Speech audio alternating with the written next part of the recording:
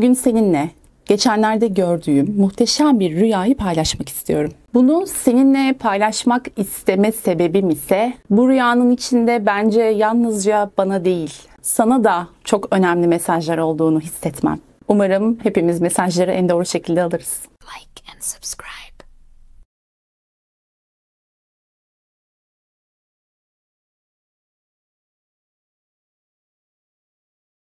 Ben çok sık rüya gören biri değilim. Ancak gördüğüm rüyalar beni çok etkiler. Yani az ama çok etkili rüya görenlerdenim aslında. Ve biliyorsunuz ki rüyalara önem veriyorum. Çünkü her zaman söylüyorum. Rüyalar aslında bilinçaltımızın bizimle bir tür konuşma şekli.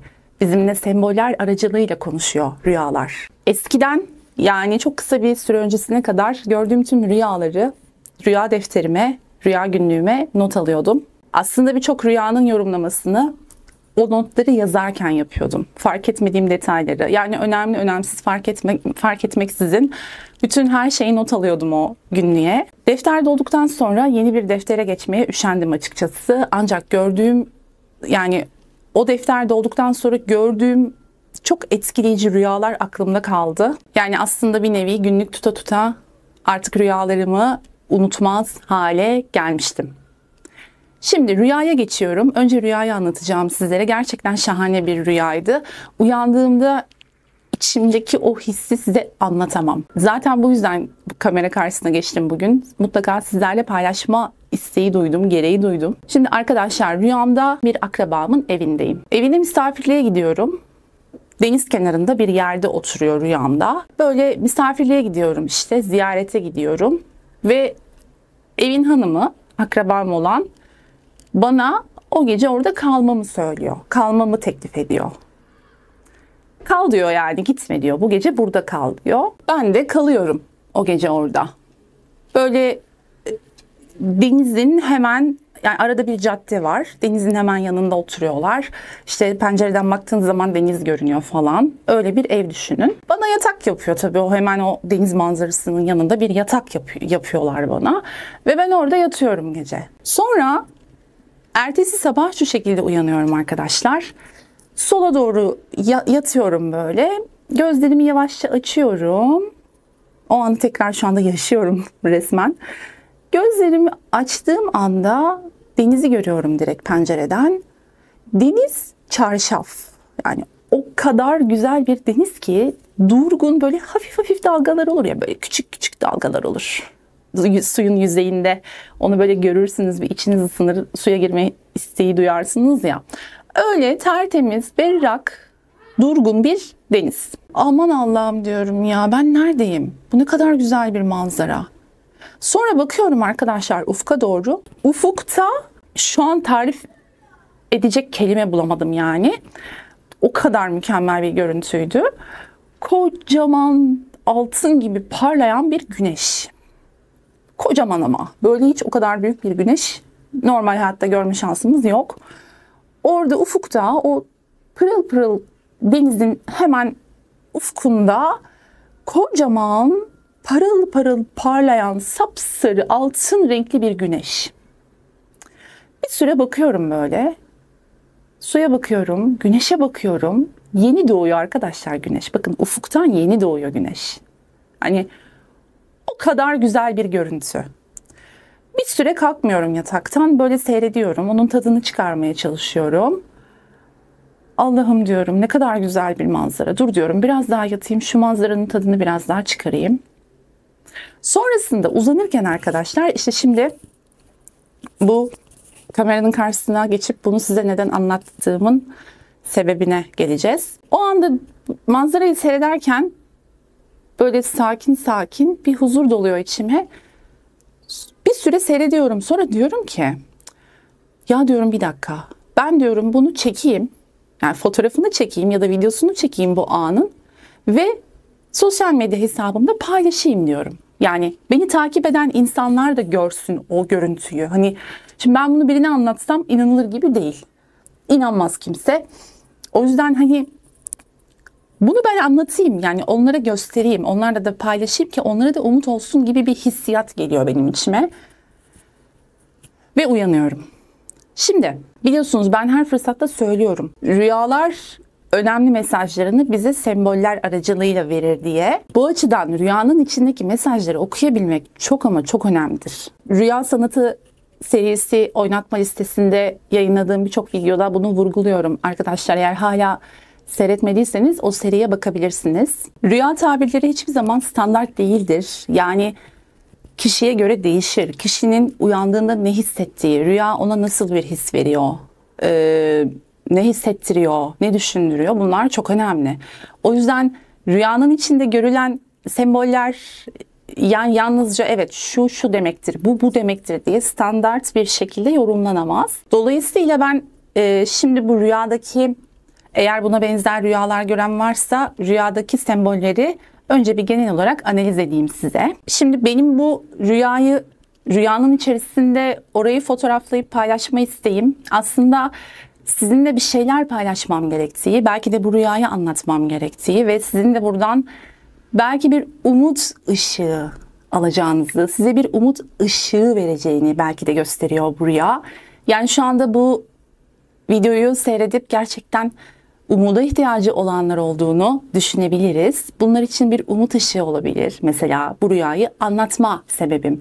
Yani rüyamda gördüğüm o hani fotoğraflamalıyım, göstermeliyim kısmını buna yordum ve bu yüzden zaten geçtim kamera karşısına. Kesinlikle bence şu anda eğer bu videonun karşısındaysan, bu videoyu seyrediyorsan bence duyman gereken, alman gereken bir mesaj olduğu çok açık. Şimdi ben rüyamda evet bir akrabamın evindeydim. Ancak o akrabamla ilgili olmak zorunda değil gördüğüm rüyanın yorumu. Rüyalarda ev teması güvenli alan arayışını gösterir aslında. Yani güvenli bir alan arayışı ve desteklendiğini hissetme ihtiyacı bilinçaltında böyle bir şey varsa eğer bu tarz rüyalar görmemiz çok olası. Ya da gerçekten güvenli bir alanda olduğumuzla ilgili ya da desteklendiğimizle ilgili mesajlar verir. Rüyada görülen evler genellikle. Şimdi rüyamda bana kal diyorlardı. Ben aslında oradan gitmek istiyordum. Hani mecburi bir ziyareti gibiydi belki. Ama bana kal diyorlardı. Ve şu anda hayatımda yaşadığım süreçlere baktığımda gerçekten biraz daha kalmam, sabretmem gereken konular var. Düşündüğüm zaman hemen bununla bağlayabilirim. Yani siz de rüyanızda böyle bir yere gittiğinizde kalmanız gerektiğini söyleyen birileri varsa durup bir düşünmek lazım. Hayatınızda ne için acele ediyorsunuz? Nereden bir an önce çıkmak istiyorsunuz? Hangi durumdan ya da kişiden uzaklaşmak istiyorsunuz?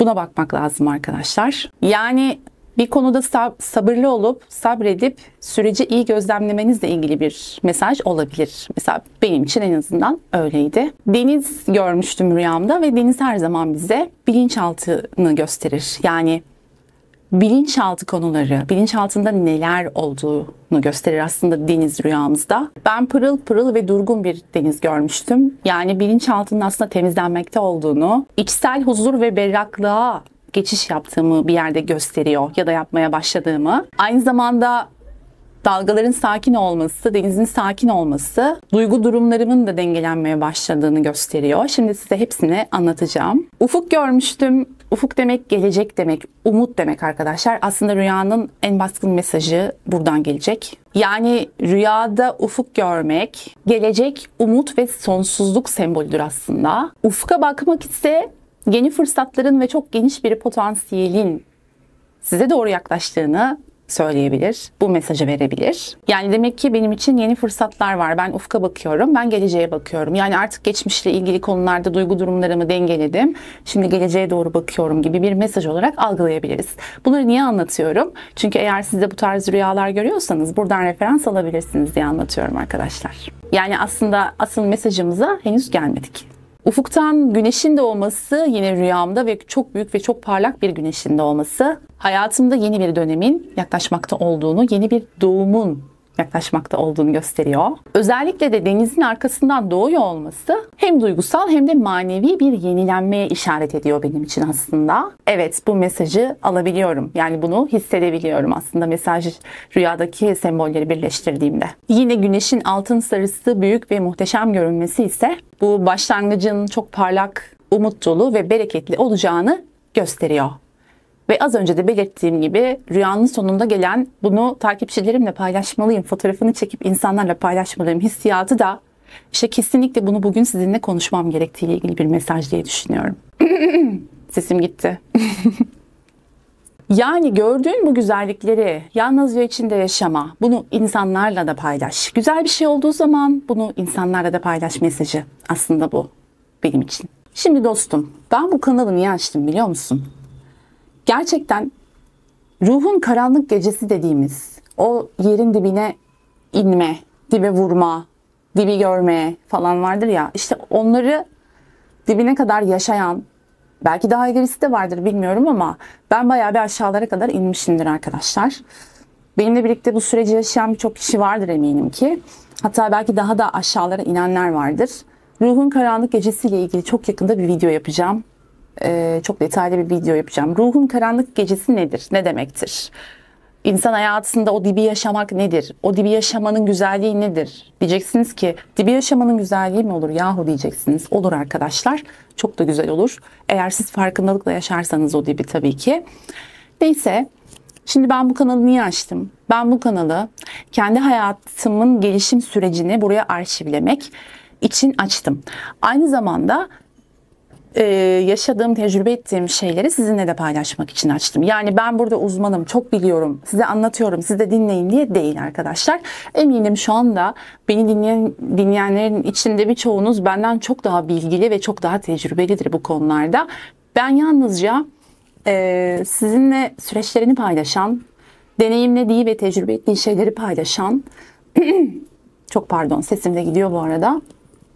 Bunları paylaşmaya çalışan bir kardeşinizim o kadar. Herhangi bir konuda işte ben uzmanım, bilir kişiyim demiyorum. Sadece meraklıyım, araştırıyorum. Yaşadığım şeyleri neden yaşadığımı, gördüğüm rüyaların ne anlama geldiğini falan araştırıyorum. Ve gerçekten çok okuyorum. Kitap okuyorum, kitap yazıyorum. Yani bu gibi evet yeteneklerim var. Bu konuda mütevazi olamam ama bir böyle karşınıza çıkıp da ben biliyorum gibi değil. Yani özetle bu kanalı açma sebebim gelişim süreçlerimi hem kendim takip etmek, arşivlemek. Yani nereden nereye geliyorum, ne kadar sürede geliyorum, ne öğreniyorum, ne katıyorum kendime gibi. Hem de sizlerle bunu paylaşmaktı. Bakın gerçekten çok ağır şeyler yaşadım. Yani bunları burada şu anda tabii ki anlatmayacağım. Çünkü zaten bir kısmı hukuki süreçleri devam eden olaylar. O nedenle haklarında konuşmak istemiyorum şu anda. Ama belki bir gün anlatırım, belli olmaz. Yani çok yakında inşallah güzel haberler alırsam sizlerle bunu paylaşırım. Sadece bu değil tabii ki arkadaşlar. Gerçekten çok zor bir hayatım vardı ve hala da devam ediyor süreç. Yani çok kolay şeyler yaşamadım. Dibi görmek ne demek çok iyi bilirim. Psikolojik olarak yanmak, kavrulmak, kül olmak, küllerinden yeniden doğmaya çalışmak ne demek çok iyi bilirim arkadaşlar. Bu kadar şey yaşarken aslında işin en güzel tarafı hep şu oldu benim için. Yaşadıklarım beni gerçekten bazı şeyleri öğrenmeye itti. Yeni ufuklar açtı kafamda ve ben araştırdım, farklı yerlere yöneldim ve gerçekten güzel sonuçlar elde ettim. Bu süreci bu şekilde değerlendirdim. Yani oturup bir kurban psikolojisiyle ahvah edip kendimi yemektense bu süreci nasıl atlatabilirim? Yani en verimli şekilde kendim ve çevremdekiler için, insanlar için en verimli şekilde nasıl atlatabilirim? Hep bunu düşündüm ve bu yönde yol almaya çalıştım. Ama arkadaşlar ne kadar yanarsam yanayım, ne kadar karanlıkta kalırsam kalayım hep içimde küçücük de olsa bir umut ışığı vardı. Umut çok önemli bir şey. Bakın umudunuzu kaybetmeyin, tamam mı? Neden böyle söylüyorum? Şimdi benim gördüğüm bu rüyadaki güneş, ufuk. Bakın az önce size sembollerin anlamlarını açıklamaya çalıştım. Sebebi buydu. Ne yaşarsanız yaşayın. O küçücük de olsa zaman zaman çünkü o umut ışığı zaman zaman böyle bir küçücük bir kıvılcıma dönüşüyor. Bazen böyle külleniyor gibi oluyor. Bazen parlıyor, harlanıyor falan ama hiçbir zaman sönmüyor. Onu zaten siz söndürmüyorsunuz. Onu başkaları söndürüyor. Sizin etrafınızdaki kötü niyetli kişiler, sizi aşağı çekmeye çalışan insanlar içinizdeki umut ışığını söndürmeye çalışır. Siz izin verdiğiniz sürece ama.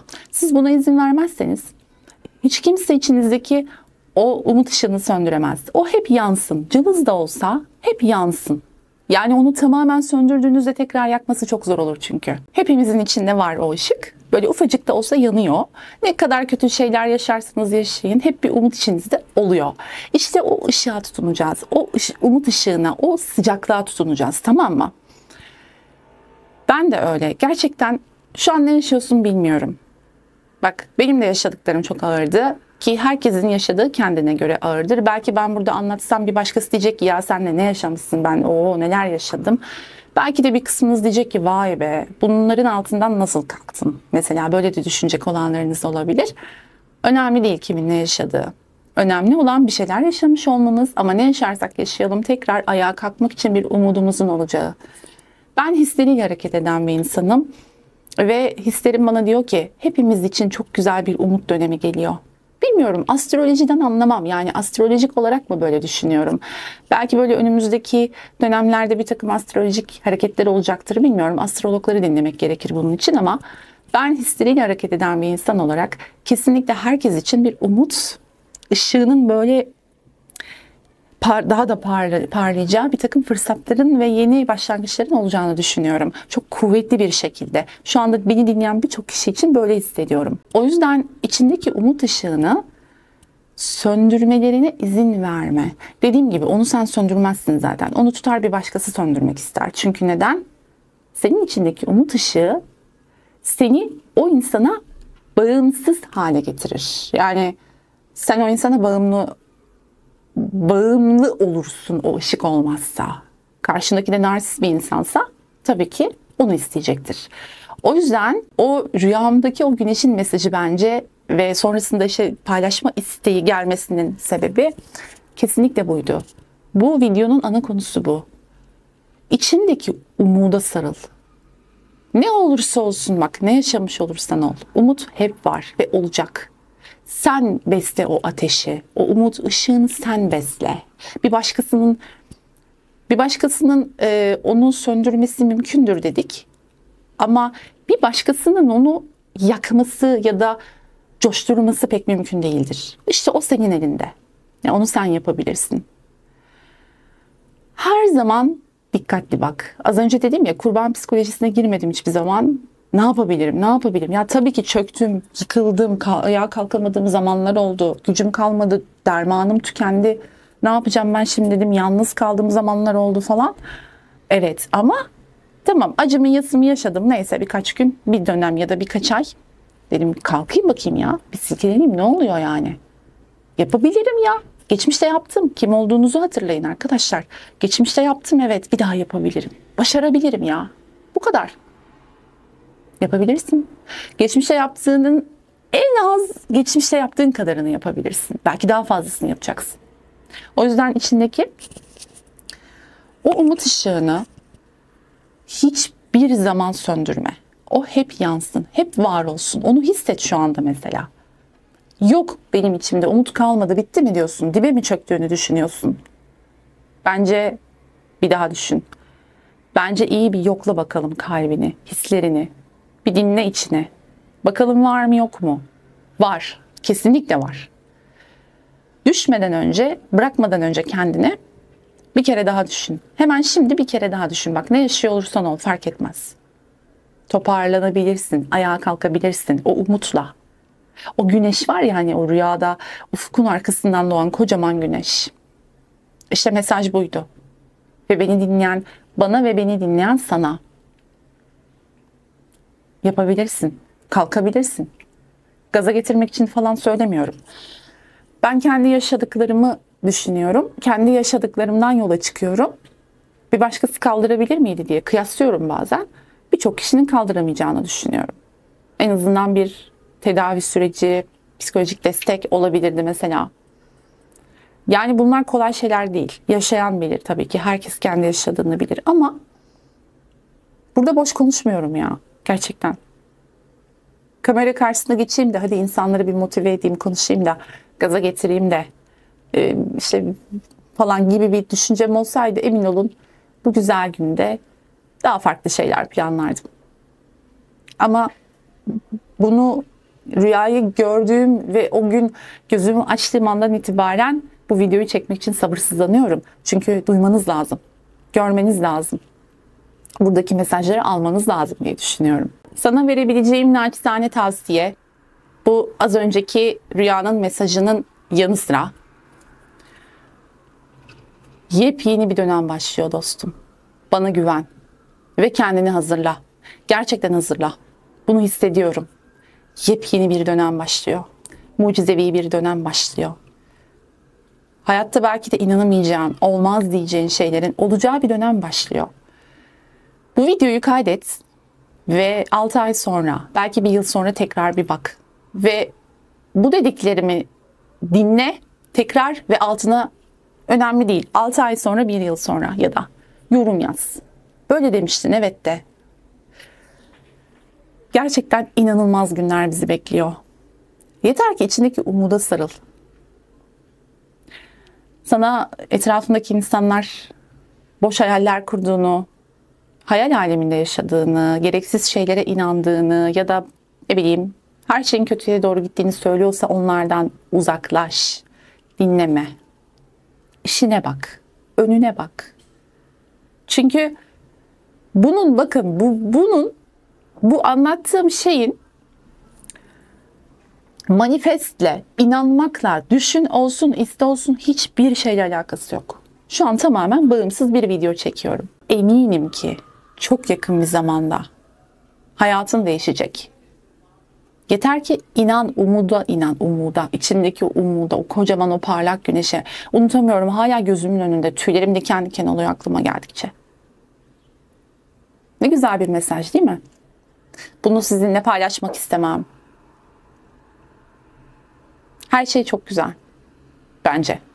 Hayat yaşamaya değer. Kendine çok iyi bak. Seni seviyorum. Görüşmek üzere. Like and subscribe.